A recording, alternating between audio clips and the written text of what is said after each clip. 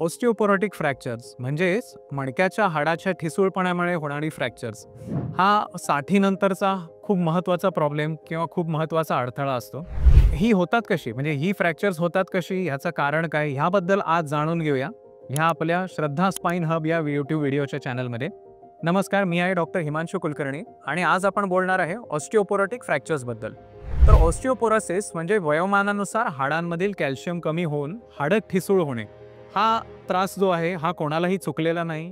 प्रत्येक व्यक्तीचं जसं वय वाढत जाईल आणि साठीनंतर आपलं आयुष्य पुढे जाईल तसं सर्वांना ऑस्टिओपोरोसिस होत असतो. स्त्रियांमध्ये ऑस्टिओपोरोसिसचं प्रमाण थोडंसं जास्त असतं, कारण रजोनिवृत्तीनंतर म्हणजे मेनोपॉज नंतर हाडांमधील ठिसूळपणाचं प्रमाण पुरुषांच्या तुलनेत थोडंसं जास्ती वाढत असतं.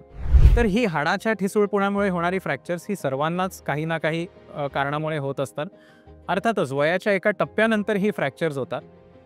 ही होण्याचे सर्वात महत्त्वाचं कारण म्हणजे लोक मला कायम विचारतात की माझा काय आहार कमी झालेला नाही, मी पूर्वी होतं तेवढंच खायचो किंवा खायचे, मग माझी हाडं ठिसूळ कशी काय झाली.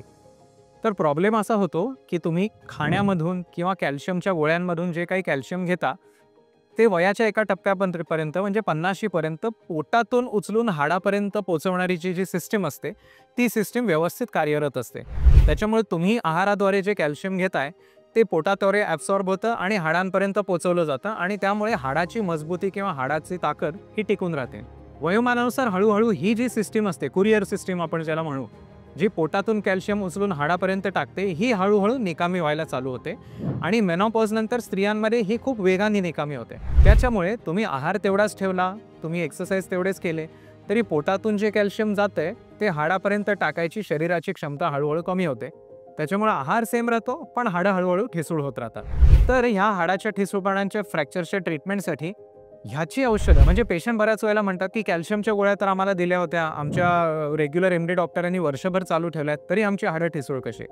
तर तुम्ही जे कॅल्शियम खाताय ते संडास दरवे आणि लघवी वाटे बाहेर पडते, ते पोटातून हाडापर्यंत पोचत नाही, हा प्रॉब्लेम आहे. तर ही फ्रॅक्चर्स होतात कशी, तर बऱ्याच वेळेला फ्रॅक्चर होणे ही शरीरासाठी मोठा आघात असतो. तरुण माणसाचा मणका जेव्हा फ्रॅक्चर होतो तेव्हा त्याचा ॲक्सिडेंट झालेला असतो, तो पायऱ्यांवरून पडलेला असतो, खूप जोरात त्याला मार लागलेला असतो, तेव्हाच ते हाड फ्रॅक्चर होऊ शकतं. वयोमानानुसार होणारी जी ठिसूळपणाची फ्रॅक्चर्स आहेत त्याला ट्रिव्हियल ट्रॉमा म्हणतात. म्हणजे आजी एखादी असते ती चालता चालता कुठेतरी घसरते आणि फ्रॅक्चर होतं. बाथरूममधून बाहेर येताना पाय घसरतो, पाठ त्यांची बाथरूमच्या चौकटीवर आपटते आणि हाड फ्रॅक्चर होतं. इतक्या किरकोळ कारणामुळे सुद्धा जेव्हा हाडं फ्रॅक्चर होतात तर त्याचा अंदाज एकच आहे की हाडं इतकी नाजूक झालेली की इतकी मऊ झालेली त्यांना धक्का बसला तरी ती फ्रॅक्चर होत आहे. तर अशा हाडाच्या ठिसूळपणाच्या फ्रॅक्चरची ट्रीटमेंट ही अत्यंत काळजीपूर्वक घेणं गरजेचं असतं, कारण त्या ट्रीटमेंटमध्ये फक्त दुखणं कमी करणं ही ट्रीटमेंट नाही, तर हाडाच्या ठिसूळपणाची ट्रीटमेंट करणं हाही महत्त्वाचा भाग असतो. नुसती पेन किलर खाऊन ह्या फ्रॅक्चरची ट्रीटमेंट होत नाही. तर ह्या फ्रॅक्चरची ट्रीटमेंट आत्ताचं फ्रॅक्चर भरून येणे आणि भविष्यात अशी फ्रॅक्चर्स होऊ नयेत यासाठी हाड मजबूत करणे, अशा 2 टप्प्यातली ही ट्रीटमेंट आहे. तर याच्यासाठीचे काही इंजेक्शन्स असतात ज्याचं नाव टेरिपॅराटाइड आहे.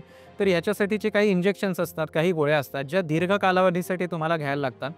तर कंटाळा न करता, टाळाटाळ न करता ही ट्रीटमेंट दीर्घ कालावधीसाठी घेणं गरजेचं आहे. बरीचशी फ्रॅक्चर जी हाडाच्या ठिसूळपणामुळे असतात, म्हणजे मी साधारणपणे 95% फ्रॅक्चर्स ही पाठीचा पट्टा, डॉक्टरांनी सांगितलेल्या कालावधीसाठीची रेस्ट आणि योग्य ती औषधं घेणे यांनी बरी होतात. 5% लोकांची फ्रॅक्चर्स अशी असतात की ज्यांची हाडं इतकी प्रमाणात ठिसूळ असतात की तुम्ही कितीही काही केलं तरी ती हाडं भरून येत नाही, दुखणं तसंच राहतं आणि मग हळूहळू ती फ्रॅक्चर्स सरकून मज्जारज्जीवर दाब द्यायला लागतात आणि हातापायातली ताकद कमी होते. अशा वेळेला त्या फ्रॅक्चर्सना ऑपरेशन करून त्यांना सपोर्ट देणं किंवा त्यांच्यामध्ये सिमेंट भरणं अशा पद्धतीचे ऑपरेशन्स करायला लागतात.